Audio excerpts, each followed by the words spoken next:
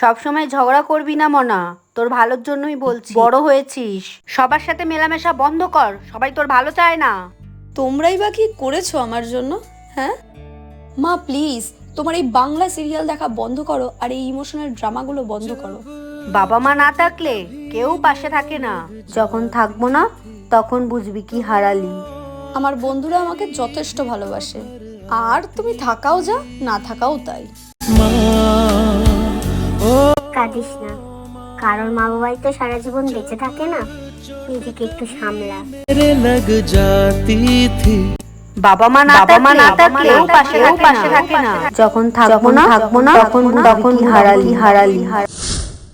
Please মা, তুমি ফিরে এসো, আর রাগ দেখাবো না মা তোমাকে।